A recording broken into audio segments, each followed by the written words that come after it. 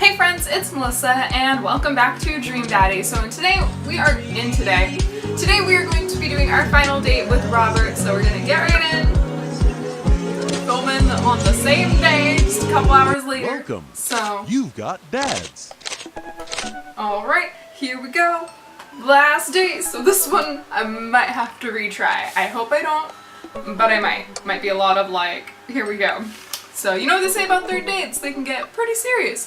Are you sure this is your dream daddy? I'm sure. Always try your best at everything. I do. Mostly. Until I give up. Great advice. Use your hips when throwing. I haven't spoken to Robert since that night we drove out to his thinking spot. He seemed unusually somber then. Like, more so than the usual amount of somber that Robert is, which is already a lot. I've been thinking about him and hope he's doing okay, but I've been a little reluctant to reach out to him. Rick. Hey, Rick. Guess who's getting their drink on tonight? I take a look at my dogbook messages. There's a flurry of them from Robert. Guess. It's you? Also me, but mostly you. Yeah, dude. Right now, why? And we're already gonna begin our saves. Right now? I type back to Robert. I can't right now. Rain check? Not now. Later. Seriously? Advance notice? Yeah. 8 p.m. Jim and Kim's? Sure, man. Not that I'm unappreciative, but I think this is the first time that Robert's given me more than an hour's warning before hanging out. Amanda!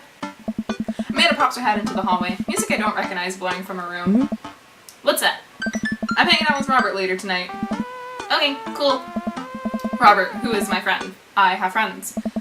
I'm happy for you, Dad. People enjoy my company, Amanda. Dad, I'm so happy for your continued development as a human being. What are you listening to? Sad shit. Amanda, language. Sad stuff, sweetie. Ugh. Holy stuff. Lay me off. Lay off me, Pops. Lay me off, like fire me. Amanda goes back into her room and turns up the volume to her sad stuff. Put on my going out coat and walk over to Jim and Kim's. I spot Robert leaning against the brick wall, smoking a cigarette. As I get closer, I realize that he looks a little different. Cleaner, I guess. It actually seems like he combed his hair and his clothes are less wrinkled than usual. Hey! Hey. You take a shower just for me? I'm working on my relationship with existence. We both stand there for a second and don't say anything. Robert finishes his cigarette and abruptly goes inside. I follow him. By the time I get inside, Robert's already at the bar ordering 2 whiskeys. I spot a booth in the back and claim it for us. Robert slides in and hands me a glass. And we're gonna save. Yep, to us? Nope, I don't like that one. Nope, Load. We need to get it perfect. 2 toast? No. Load. Like I said, we're gonna be doing that a lot in this episode. To you.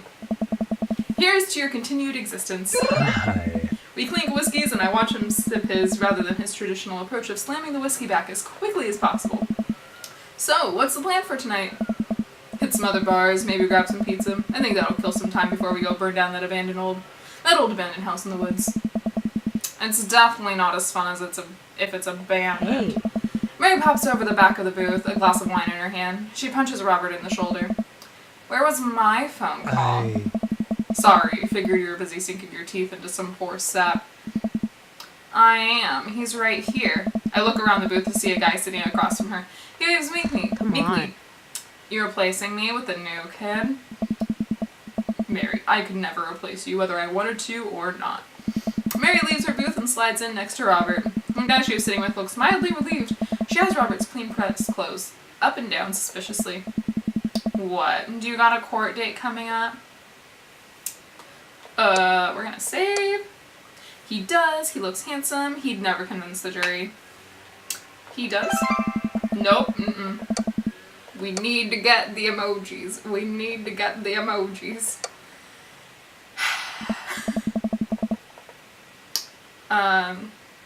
He'd never come against the jury. There we go. You'd have to shave first. Seriously, though, what's up with you? Robert stares down at his drink, suddenly looking serious. It's Pappy. Doctor says he's in cryosis of the liver. Cryosis of the liver? I told that old bag of his bones to quit it with the sauce, but it's all he's ever known, especially since Ma's gone. That's why I invited you out tonight. Just didn't want to be alone. Oh, come on. Rick, don't be an asshole. You know the one thing Robert doesn't joke about around is his poppy. Whoops. They're giving him 2 months. I gotta help him straighten out his affairs. Robert, I'm so sorry. Robert takes a long look at his whiskey, eyeing it in the dim glow of the bar's lights. I look at his life, then I look at mine, and I know history is just doomed to repeat itself. Oh my god. I'm just kidding. He's retired with his new girlfriend in Acapulco. They watch the sunset every night. Probably screw like donkeys. Wait, aren't rabbits the ones who screw a lot? Oh, sorry, didn't realize you were an expert on which animals screw a lot. Please stop saying the word screw. Robert finishes his drink and slides it away from him. He gets up out of the booth. Me and Rick are gonna go hit the bricks. You coming with? Mary casts one last glance at the sad sap she's been hunting, and downs the rest of her wine in one gulp. This place is dead anyways. Okay, we have Mary along. Why is Mary in every single finale that we have so far? Oh well. We exit the bar and we find a typically empty street filled with a small crowd of people. At the front is a guy with a really deliberate attitude and bad posture. He carries a lantern that he shines up at his face for dramatic effect.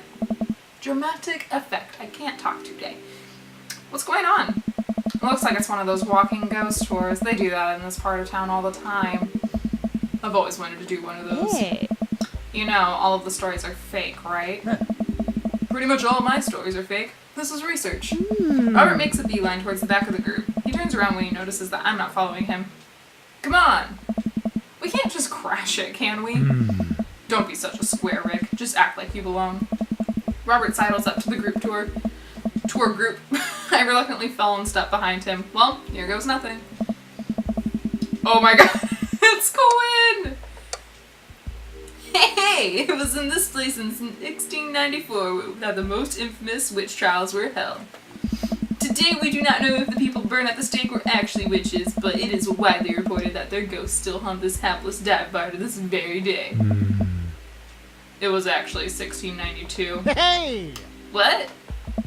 And the sight was over by the coffee shop down the road. I'm sorry, who are you? Daniel Sturgis, ghost historian. And this is my colleague, Dr. We're gonna save? Dr. 80s reference? Yeah! Dr. 80s reference. Dr. Loomis, paranormal investigator extraordinaire. We're touring America's most haunted locations as research for our new book. You may have seen our guest cameo on Paranormal House Hunters Extreme Edition. A couple of people in the group start nodding. Man, Robert's good at this. Are you guys part of the group? I don't remember seeing you at the first stop. We like to keep a low profile. Easier to catch ghosts that way. Hey. They have definitely been here. I've been standing next to them the whole time. Thank you, random lady, who I do not know. As I was saying, the epicenter of paranormal activity can be found at the Coffee Spoon, over there. The man who runs it has been plagued by hauntings since he signed the lease. Damn near driven him mad. But whatever you want to say is cool, I guess. It's your tour. Hey. Man, didn't know that about Matt. Wait, Robert's making this up? The rest of the tour group listens intently to Robert's every word. I think the tour guide can tell that he's losing the group. He seems to be getting flustered. Thank you for your contribution and knowledge, Mr. McSturgis. Let's move on to the next haunted location. Robert and Mary and I follow the group down the street. That tour guide shirt is cool. Yeah, everyone on the group gets one if we make it to the final location. I turn to Robert and grab him by the shoulders. I need that t-shirt. Well, guess we're in this for the long haul then. Just follow my lead. Don't arouse too much suspicion. We'll have those cool ghost shirts in no time. Hey! Our group arrives at an old, decrepit, colonial-style house at Stadium's. I know it. Hey! A quick pass in the tour. My name is Quinn, but most people on the Ghost Tour Secret, call me Tour Master Quinn. I'm a DJ, trivia master, and part-time actor. I do private ghost hunting events, birthday parties, MC bar mitzvahs, and perform traditional vaudeville and mime work. Tour Master Quinn gives out headshots to all of us. His resume is on the back. Stage combat experience. Anyway, here's a little bit of history for you all. This was the home of the noted American author Dorothy Pembridge, whose prose was wildly popular in the late 19th century. It was in the attic of this very home where she wrote such classics as The Diaries of a Victorian Mistress, Lady Fitzwilliam's Courtship, and The Ghost of the Sea Captain Reginald Barclay. She unfortunately died of consumption shortly after the turn of the century, but several people have reported that on some nights you can see a light from the attic where the ghost of Miss Pembridge continues work on her latest bestseller. I guess you'd say that she was consumed by her work. I'm so sad. Oh, Quinn! No reaction from the crowd. This guy needs to work on his dad jokes. Actually, consumption is a popular cover-up. Little known fact is that it was a murder-suicide. I'm pretty sure she died of consumption. Sure. And we definitely didn't hire Stanley Kubrick to elaborately fake the moon landing. That's the watered-down, censored version they teach you in school, but if you can't handle the real story, I understand. It's not for the faint of heart. Can we? Hey. I think everyone would much rather hear what this world-renowned ghost historian has to say, right, everybody? The group murmurs in agreement. This is a topic we cover extensively in our book. Dr. Loomis, would you care to tell this story? Oh, we are going to save. Riff something highbrow, go with something I know, rely on amazing improv comedy skills. Riff something highbrow? Is this gonna... Well, we're just gonna... Nope, that wasn't good enough. Okay. Sorry, I will read one when it is good. I will restart it and, like, read it. I promise. So that was... Go with something I know, right? Hold on. Yeah! Okay, so let me read that. So it's go with something I know. Sorry, guys. Hey! Go with something I know. In the 19th century, Dorothy Pembridge was credited for protecting New York City from potentially world-ending paranormal forces. Despite her success, her ragtag group of ghost hunters were disbanded by government officials. However, after learning that the ghost of the Virgo of the Carpathian has taken an interest in her son, her and her ghost-busting friends launched a mission to defeat the ghost and once again save New York City. Hey, isn't that the plot too? Nope, it's not. Tour guide sees this as an opportunity to take back the group and address us with some razzle-dazzle. Haha, what an interesting story. Now, I just want everyone to know that the next location is extremely terrifying. If anyone thinks they can't handle it, feel free to excuse yourselves. Oh my god. Alright, I'm bored. Mary turns to a young guy at his phone and taps him on the shoulder. Hey kid, fancy buying a gal a drink? The guy looks up at her and smiles. Only if the bar is haunted. Honey, I can show you the most haunted place in town.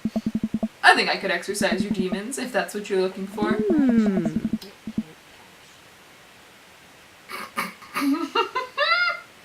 Don't write checks your debt can't cash, kid. His eyes go wide. Mary salutes me and Robert. She suddenly pulls me into a hug and murmurs into my ear. When you've known Rob for as long as I have, you know when something's wrong. Keep an eye on him for me tonight, okay? Sure, Mary. Good man. Mary pats me on the back and pulls away. She takes the guy's hand and leads him down the street. Hey. Take it sleazy, fellas. God help that poor soul. Mary or the kid? Both. Yeah, agreed. Woo. I'm gonna save. Okay. Our last stop, this burial ground is such a hotbed of horrifying paranormal activity that I'm not even sure where to begin. There's the wailing ghost of the Wharf Man, the vampire of Maple Bay, the children of the moonlight. What about the Dover ghost? By this point, the tour guide is clearly irritated with us. I am so sad. What about it? Oh, Nothing. I just think it would be a crime to come all the way to the cemetery, the actual origin of one of New England's most notorious paranormal entities, and not even mention the infamous Dover ghost. That's not a real thing. That is absolutely not a real thing. I think someone needs to brush up on their paranormal history. I know tons about paranormal history. I know every ghost story in this area. I can guarantee there's... Why am I Mary? I can guarantee there's one you don't know. Robert looks over at me and smiles. Would you folks care to hear the tale of how Loomis and I met? No! The entire group shushes the tour guide. My feelings hurt. Okay, fine. Tell the story. Well, it was a dark and stormy night. I wasn't always a paranormal investigator. Oh. Way back when, I was just a Hey! save Bible salesman, traveling grifter, carnival barker, traveling grifter. Yeah. Moving from town to town, I always looking for my next mark. It wasn't an easy life, but I had fun. Taking from the rich, giving to the poor. Actually, also taking from the poor. Oh. I had a shaky moral foundation. I happened upon the quiet town of Maple Bay quite by accident, but little did I know that this city has a dark side. Now, about the same time, I was just starting out as an apprentice to a rather famous ghost hunter who was an old family friend of mine. I carried the equipment, operated the EVP machine, all of that. Wait. Yes. Who was the infamous ghost hunter? Oh. Well, I don't like to name drop, but Georgia Mathers. The tour group gasped. Hey! Georgia Mathers. She's a legend. You know her? Knew her. Amazing woman. Died mysteriously. Missed you, Georgie. Oh. Anyway, we were in Maple Bay investigating some reports of strange lights and sounds coming from the cemetery late at night. And we had been warned by the old crypt keeper that this place was highly dangerous, but Georgia was never one to shy away from an adventure. We camped out in the center of the cemetery for 3 nights straight. We endured your so-called wailing watchman. Wailing ghost of the wharfman. Whatever, your stupid vampire was just a teenager in a mask, but the Dover ghost, man, tell him, Loomis. So there I was, just walking back to my hotel after a long day of... save. Working a couple short cons, running the next game. No. Load. Long day of... Hold on. Huh? There. Oh. Whoops, okay, no. Might need to be the last one. Running the dump. Huh? Oh. No, we need to go with the middle one. That's the only one that's giving us anything. Okay. there I was, just walking back to my hotel after a long day of working a couple short cons. Classic pigeon drop scam. Putting out feelers for a rip deal. I was going to steal a baby, probably. Would have made me rich. I found myself walking past this very cemetery. Now, I was never a very superstitious man, but something seemed off. I could hear some sort of commotion happening deep within the graveyard, and I felt compelled to investigate. Thank God you did. Georgia and I were conducting a seance in the mausoleum. First things were pretty normal, but after about an hour, everything went south. Playing back the EVP meter, we were able to hear a single word. Huh? Run. Hey. The air suddenly went cold. Something was very, very wrong. I just knew we weren't alone. We started to hear this faint, distant scraping noise, like something being dragged across the ground. It got louder and louder until it was deafening. Some kind of demented howl. Oh. And then I felt it. Something, grabbing my ankle. Robert has the whole crowd. Hook, line, and sinker. You could also hear a pin drop. I've only cried twice in my life. One was the birth of my daughter. The other was when that thing started dragging me. I wasn't sure where it was taking me, but I knew it was no place I wanted to go. I was sure I was going to die. The moment I crossed the gate into the cemetery, I heard this god-awful screeching. I ran into the mausoleum just in time to see a man being pulled across the floor by... God, to this day, the mere thought of that ties my stomach into knots. It looked like a man, but like... I glanced at Robert. Like someone who didn't know what a man was supposed to look like tried to put one together. The arms were too long. Its eyes glowed red. It was like a walking shadow. What'd I do? What any good person would do. I lunged for... Shoot, what's his fake name again? Ah! We're saving.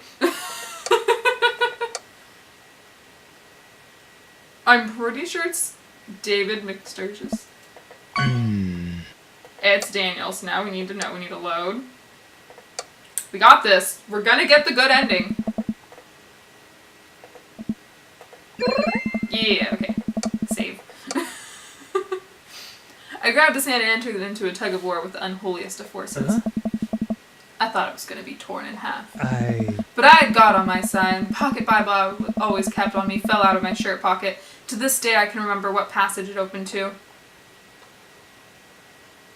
Does it matter? Of course it matters, so we're going to save. Revelations 1:3? I don't know. Load. God, I'm so terrified. I know it'd be easier just to have like a walkthrough next to me, but I still want to... Didn't I just do this? I'm so scared. I feel like I'm going to mess this all up still. Okay, apparently that was good. Let me actually read that now. This poor computer is working so hard. Pocket Bible I always kept on me fell out of my shirt pocket, and to this day I can remember what passage it opened up to. Asclepius 12:7. Then shall the dust return to the earth as it was, and the spirit shall return into God who gave it. I have no idea where Robert pulled that verse from. With a horrifying growl, the entity finally relented. Daniel and I collapsed onto the ground, exhausted. We were both covered in blood. That damn creature clawed into my chest. Got me real good. Had to get 16 stitches. Robert pulls down the collar of his shirt to reveal a long, wicked scar across his pecs.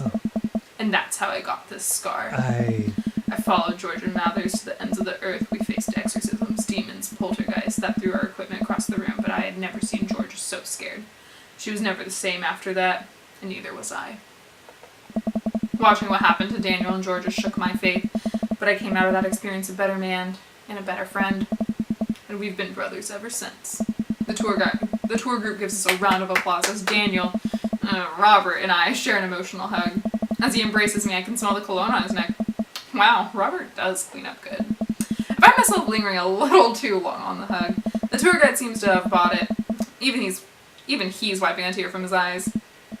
Thank you. It's an honor to be able to share our story. Be sure to watch out for our book. Oh gosh, save. Paranormal excursions of the supernatural ice road truckers. I saw a demon, the shocking true story of seeing a demon. I saw a demon. That's the good stuff. Wait. Hold on. Is that good?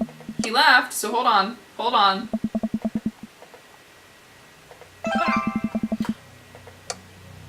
Load one more time, because that actually gave us hearts. So I think it's the top one. I think we're gonna get it. Watch out for our book.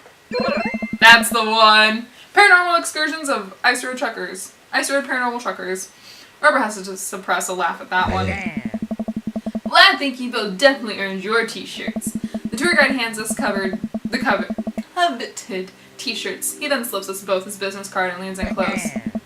If you guys are ever in need of a professional actor, ballroom, balloon animal artist, Elvis impersonator, or nude model, please don't hesitate to contact me. You got it, buddy. After a couple of tourists take selfies with us, we split away from the group and walk home. That was incredible. I really can't believe they bought all that. I didn't know you had it in your rig. Excuse me, Dr. Loomis. That bit about the pocket Bible was aces, although giving the Dover ghost glowing red eyes was a little cliche. And the Kubrick conspiracy bit, wasn't it? All part of the character. Well, we got the shirts out of it. We arrive in front of Robert's house. Wanna have a drink? Oh. Is that even a question? You trying to poison me? No, good. You trying to poison me? Hi. Wait! Oh! Wait! Okay, hold on. We need to reread that. That was the right choice, though. Wanna have a drink? You trying to poison me?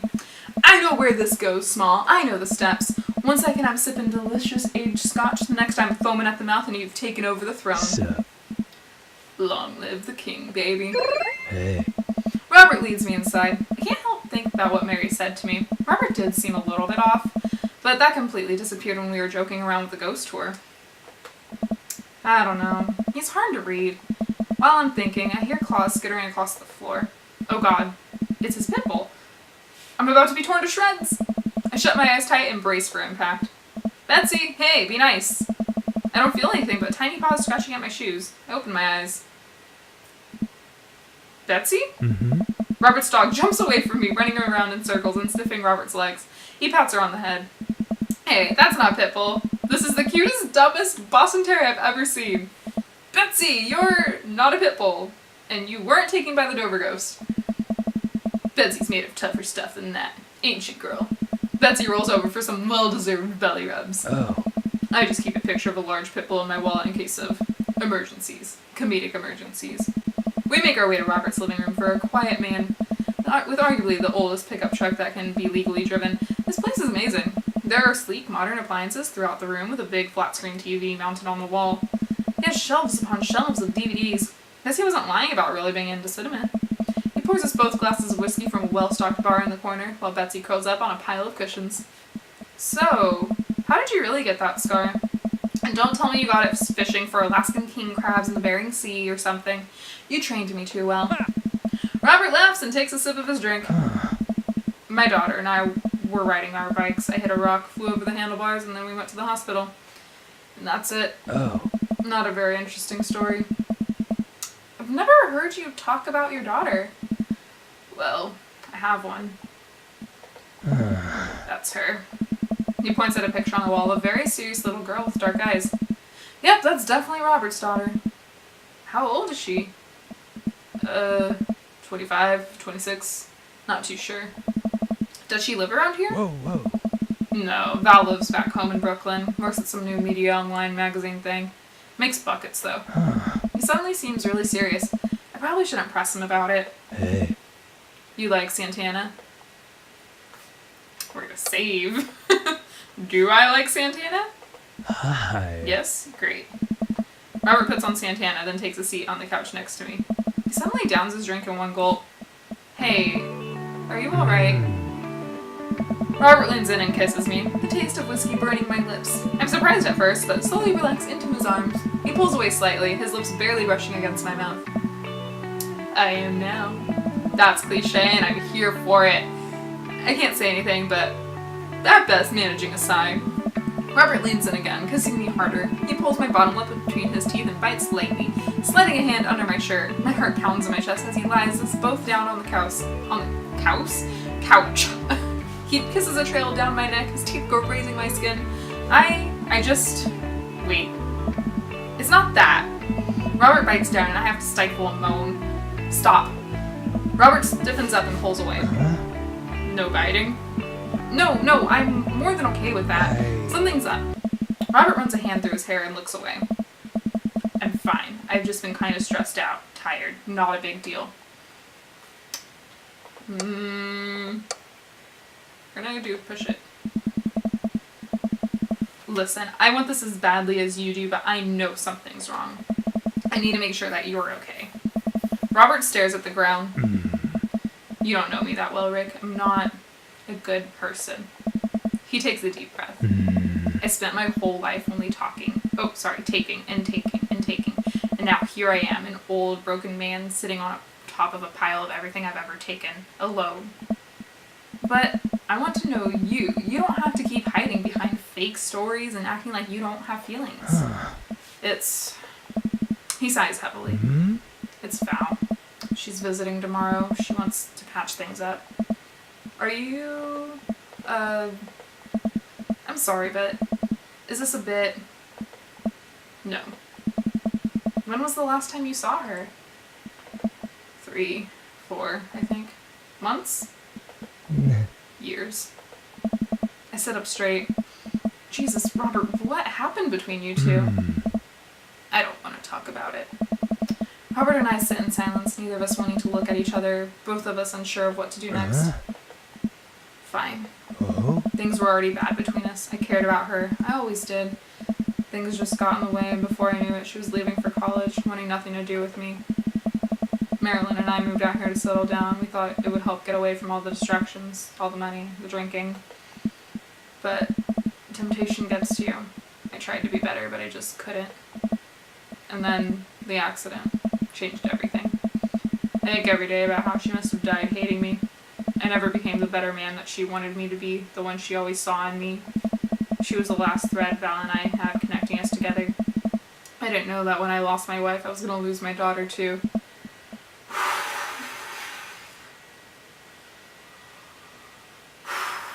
Okay. Robert.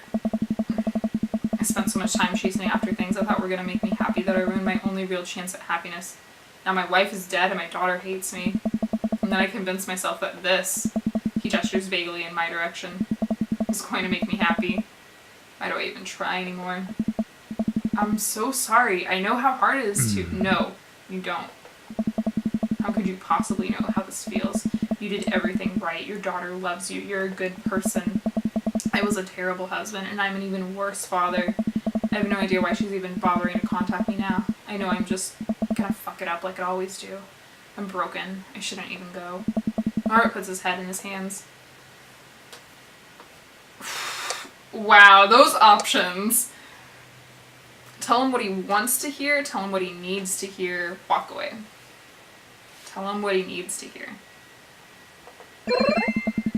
Nothing is going to change until you do. Robert pauses. He looks at me. There are a lot of things in my life that I regret, that I wish I could take back or do over, and it hurts so much to know that I can't. But what I can do, and what you have the privilege of doing tomorrow morning, is to wake up and try and be a better person than you were the day before.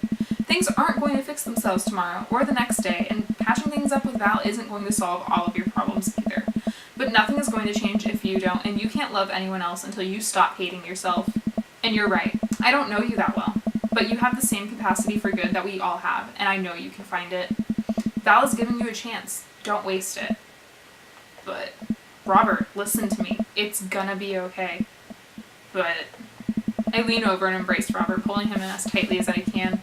He buries his head into my shoulder, hugging me back. It's gonna be okay. I place a hand on the back of his head and stroke his hair. He shudders, then sobs, and I realize that he's crying. Thank you. We stay there for a while, holding each other. We both eventually drift off to sleep. This is breaking my heart.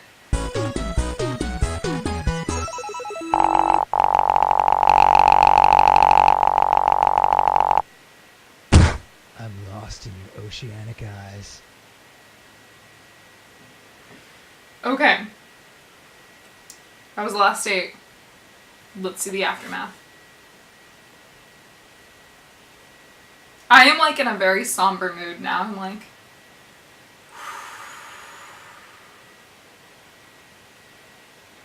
You can't beat the whammy bar. Try me. Try me. Bet. Whew. I think I have everything finally set up. Amanda should be here any moment. Blah, blah, blah. I think there's a car in the driveway. We're gonna skip past this car until we go into the background. You asked too many questions. Blah, blah, blah.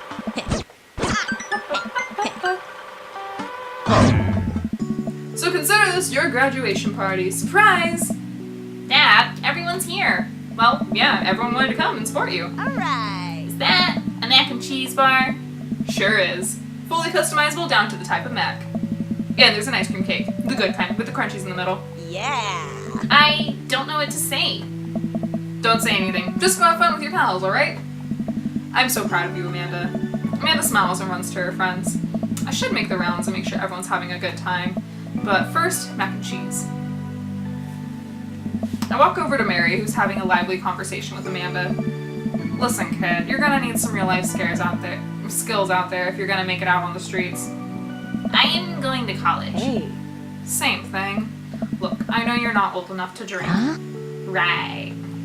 And I know this is a hard voice switch. And I know you're not smart enough not to drink until you're of legal age. Uh-huh. But hypothetically, if you were to drink, it'd behoove you to drink a glass of water between rounds. Got it. That's what Amanda would do. Aww. Hypothetically. Oh? And if you wake up with a headache, all you gotta do is take a jar of pickles and drink the pickle juice.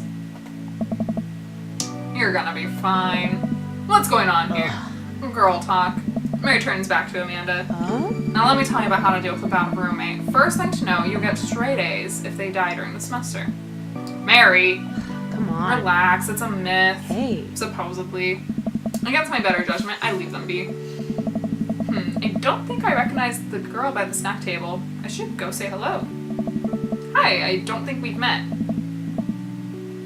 Oh, we've met years ago, and I'm here for my revenge. You're Robert's kid, aren't you? Spot on. Guess that makes you Rick, huh? Yeah, it's nice to meet you. I'm glad Robert brought you along. He promised there would be free food, so that's kind of hard to pass up, and... Look, I don't know you, but I can get real with you for a sec. My old man's a real closed book, you know?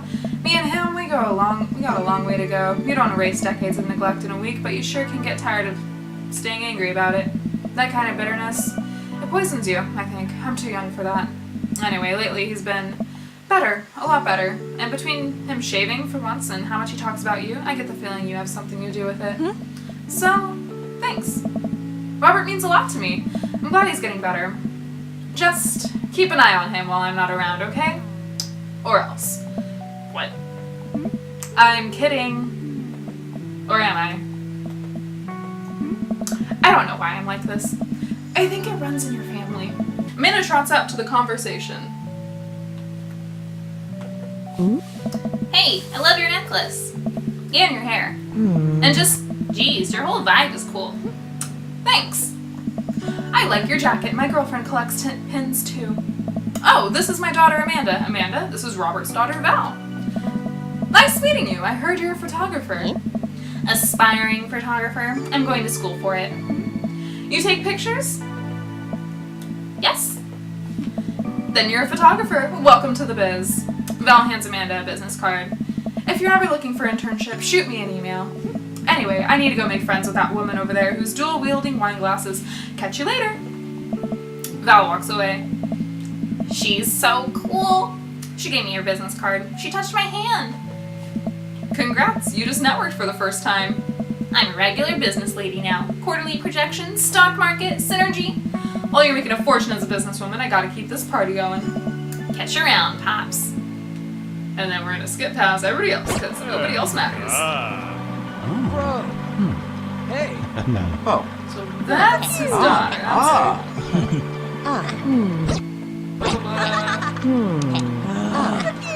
Cool. I take a seat next to Robert as the last guests make their way out of the party. Hey. Hey. Robert gestures vaguely to the snack table. Good stuff. Yep. So, I had a chance to talk to Val. She physically threatened you? Yeah, that's my girl. She said you've been doing better. Trying to work on the vices. I also showered today. We sit in silence for a moment. I don't know. You know, every day for me is a battle against my own self-destructive habits. But lately, it's gotten a lot easier. Thanks for talking some sense into me. It's hard to get things through my thick skull sometimes, but what you said that night has actually helped. I'm glad. I like you, Rick. I like you a lot. I haven't felt this way about someone in a long time. I lean in and kiss him for a moment before he pulls away. He takes my hand in his. You're special to me. But I have some stuff I need to work on, emotionally, before I can get into anything romantic with you. You deserve better than who I am right now. I need to be on my own for a bit, figure some things out. Of course, I think what you need right now is a friend, and I'm very happy to be that for you. Thank you. That means a lot to me. And if you're ever ready for more than that, you know where to find me. Let's hunt ghosts sometime. I would love that. Put my head on his shoulder and we watch the sun slowly dip below the horizon together. Grow your own vegetables. It's cheaper, I think. Yay! We did it again! So yeah, down here... there it is. Oh, Susie was Val. Okay, that's fun. Okay, so yeah, it was Dan. So it is Danny Sexton. You could totally tell too, which I love.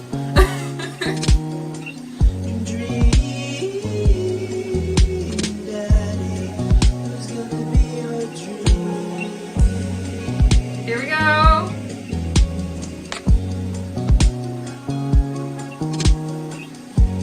Aww.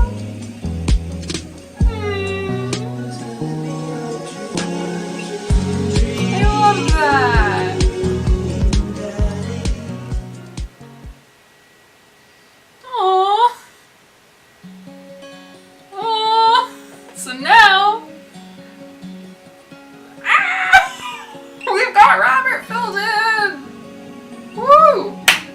Alright.